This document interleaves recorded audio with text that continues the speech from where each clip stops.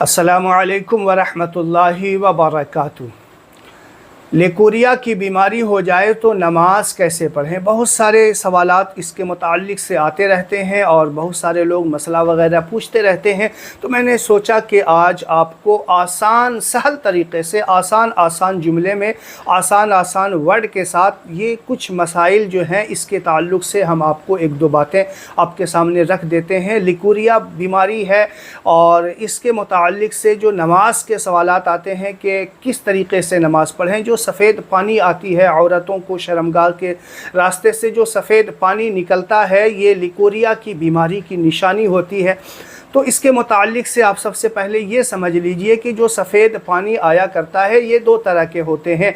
एक तो वो होता है जो फितरती तौर पे आ जाता है, अक्सर जो है फितरती तौर पे आता है, जिसमें बदबू वग़ैरह नहीं हुआ करती। तो इससे जो है उलमाए हक़्क़ा ने बयान फरमाया है कि ये नापाक नहीं होता। अगर वो कपड़े वग़ैरह में भी लग गया है तो उसे धोने की या साफ़ करने की ज़रूरत नहीं, आप जो है वज़ू करके नमाज़ पढ़ सकते हैं। लेकिन अगर लेकोरिया की बीमारी लग गई, लेकोरिया बीमारी जिसे होता है कि वो उससे जो सफ़ेद पानी आता है वो बदबूदार होता है निहायती, क्योंकि इन्फेक्शन की वजह से, अंदर में इन्फेक्शन की वजह से, और उसका कलर वगैरह भी चेंज हो सकता है, कभी खूनी आता है, कभी पीप के साथ आता है और निहायत ही बदबूदार होता है। तो ये लेकोरिया बीमारी लग गई। अब बीमारी लग गई और बहुत ज़्यादा जो है रतूबत आता है, सफ़ेद पानी वगैरह बहुत ज़्यादा आता है। तो उलमाए किराम ने फरमाया है कि अगर इतना ज़्यादा आता है कि वो 4 रकात, जैसे ज़ुहर की नमाज है उसमें 4 रकात फ़र्ज़ है, उसने वज़ू बना करके 4 रकात नमाज़ पढ़ने के लिए वो खड़ी हुई, तो इतना देर भी नहीं रह सका कि वो 4 रकात फ़र्ज़ नमाज पढ़ सके, तो फिर वो उज़्र शरई में दाखिल हो जाएगी। फिर शरीयत ने उसे उज़्र करार दिया है। तो अब उसका ये हालत होगी कि वो जो है वज़ू बना ले सही तरीक़े से, जो जहाँ पे नजासत लगी है। हालांकि जब ये कपड़े वगैरह में लगता है तो सिर्फ़ कपड़े को साफ़ करना होता है, और जिस बदन में जिस जगह लगता है वो बदन को साफ़ करना होता है। इससे गुस्ल फ़र्ज़ नहीं होता, इस बात का ध्यान रखिएगा। जिस जगह पे लगेगा वो जगह नापाक होगा, उसको धो लेने से वो जगह पाक हो जाती है।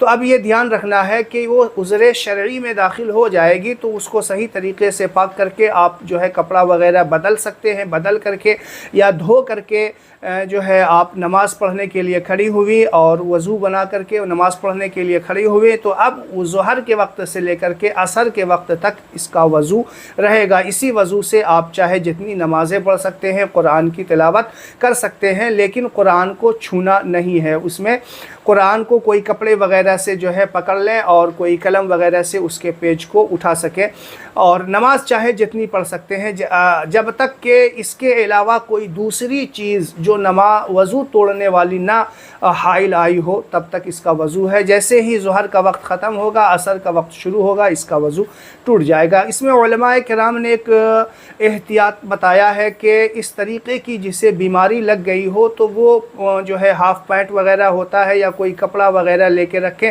ताकि बड़े कपड़े जो शलवार वगैरह पायजामा वगैरह है उसको चेंज बार बार करने की ज़रूरत ना पड़े, बल्कि कोई पैंट वगैरह चड्डी वगैरह जो होता है उसको पहन लें और नमाज के वक्त उसको चेंज कर लें। इस तरीके से भी होगा। अगर यूं ही अगर 1 घंटे 2 घंटे के बाद ऐसा होता है तो फिर आप जो है उज़्र शरई में शामिल नहीं होंगे, बल्कि एक बार साफ़ करके वज़ू बना लिया, नमाज़ पढ़ लिया, उसके बाद अगर हुआ तो आपका वज़ू टूट जाएगा। लेकिन अगर बहुत ज़्यादा हो गया है, बार बार वो जो है रतूबत पानी आता है, तो फिर उस उज़्र शरई में शामिल होगी और उस एक वज़ू से वो पूरे एक नमाज को मुकम्मल पढ़ सकती है। एहतियातन जो है मैंने बताया है कि ये काम आप कर सकते हैं। कोई कपड़ा वगैरह या पैंट वगैरह पहन ले, इससे जो है वो दूसरी नमाज के वक्त सिर्फ उसी को चेंज करना होगा। नहीं तो अगर लग गया है कपड़े पे तो उसको साफ़ करने का जो तरीक़ा उलमाए किराम ने बताया है वो ये कि जिस जगह पे लगी हो, अगर हल्का फुल्का लगा हो तो उससे कपड़ा जो उस जगह का नापाक नहीं होता। बस एक सिक्के के बराबर जो दिरहम होता था, सिक्का होता है, ये हथेली का जो इतना हिस्सा होता है, इतना में जगह में अगर कपड़े या बदन पे लग गया है तो फिर वो कपड़ा और बदन नापाक होगा। बस उसी के सिरे को पकड़ करके टुंटी वगैरह में धो लेंगे तो पाक हो जाएगा। गालिब गुमान हो जाए कि अब मेरे कपड़े पे नहीं लगा हुआ है तो आप उसके बाद वज़ू बना के नमाज़ पढ़ सकती हैं। तो उम्मीद है ये बातें जो मैंने आपको आपको समझाई हैं आपको समझ में आ गया होगा। लिकोरिया की बीमारी वाली औरतें इस तरीके से नमाज़ पढ़ सकती हैं। बहुत सारी औरतें जो है इस तरीके की बीमारी से नमाज़ छोड़ दिया करती हैं, उनको मसला पता नहीं होता। तो इस वीडियो को ज़्यादा से ज़्यादा शेयर करें। ऐसे 100 में से 80% औरतों को ये बीमारियां हुआ करती है, तो ये कोई बड़ी बात नहीं है। बीमारी अगर हो गई है तो डॉक्टर से कंसल्ट करें, इसका इलाज करवाएं, इंशाल्लाह सही भी हो जाएगा। तो वीडियो को ज़्यादा से ज़्यादा शेयर ज़रूर करें। अस्सलामु अलैकुम व रहमतुल्लाहि व बरकातहू।